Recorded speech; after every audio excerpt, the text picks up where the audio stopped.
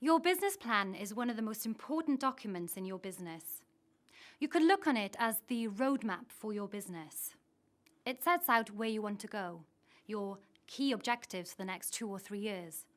It shows you your plan to get there, the strategies you're going to use to achieve your objectives. And it shows you where you are, so you can measure performance and make any adjustments necessary to achieve your goals. Your business plan isn't something you do and then put away in a drawer.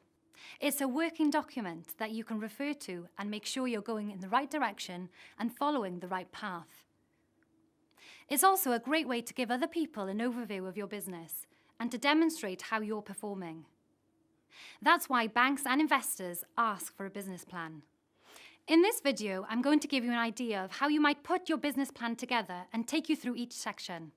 However, you ought to know that the plan is often not written in the same order as in the final document. For example, although the executive summary appears as the first section, it's usually written last when everything else is done. We'll come back to the executive summary at the end of the video. The first section we'll look at is the introduction and company overview. You need to include the basic details of your business name, address, website address if you have one, and your contact details. You should also give your legal status, whether you are operating as a sole trader, a partnership, or a limited company. In this section, you also need to explain what your business is about, what you want to achieve, and how you plan to measure your success. Make sure you describe the product or service you are offering and who you are selling it to.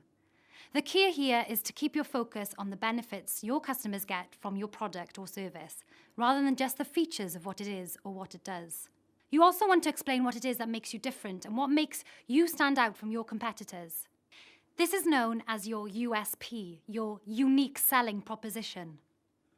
There's much more detail about how to uncover your USP and identify the benefits of your product or service in the module about winning and keeping customers. The next section in your business plan is about markets and competitors. This is where you demonstrate that you've researched your market and understand the environment you're working in. You may want to include a pest analysis here to show which market factors are likely to have an impact on your business. And a SWOT analysis too, to show what's important to your business. How to do both of these is covered in detail in the Creating New Products module, so I won't say any more about them right now. A significant part of this section is about identifying your target markets, showing who and where your customers are, and how you can satisfy their needs. This is covered in more detail in the module about winning and keeping customers, but make sure you think as widely as possible so that you develop a diverse client base. You should also include a competitor analysis and explain how you plan to compete in this market. The next section of your business plan is your sales and marketing strategy. This focuses on your target market, where your customers are, and how you plan to promote your business and reach your customers. Again, taking into account their differences. You'll also want to include details of your pricing strategy and a detailed sales forecast. Be specific about what you want to achieve and include a timeline and budgets. It's important you explain how you'll track results and measure your performance. And what about if you don't achieve the sales you'd hope for? Explain what you plan to do to minimize the risk. A key section of your business plan is operations. This is where you explain how you plan to conduct your business. It includes information about your location, premises, and equipment, and explains how you plan to produce, store, and deliver your products and services. You should also include an overview of your suppliers, your approach, and how you deal with them, as well as your distribution strategies. This is also where you'll include details of the staff you employ, your systems and procedures, and what IT support you have. If it's relevant, you could also cover specific information about health and safety, equality and diversity, quality control, and note any compliance requirements. It's also useful to outline your future plans and explain how the way your business operates may change over time. Now we come to the financial information section. This is one of the most critical sections, and also one that many people find quite daunting.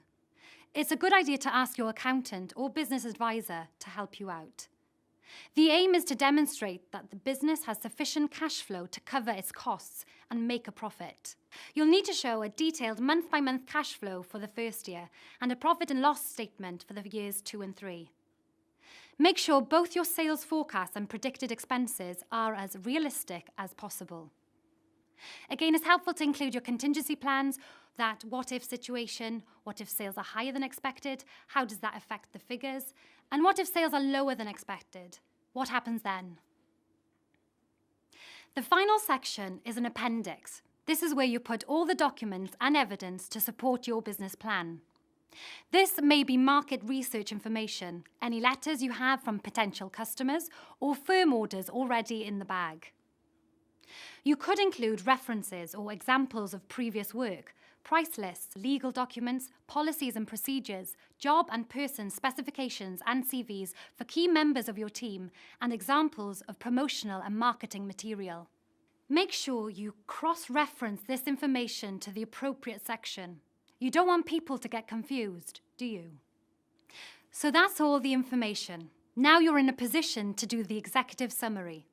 Present it clearly, keep it brief and to the point. It should provide an overview of your business and cover the most important points of your business plan. Make sure you are positive. After all, you want to impress and persuade others.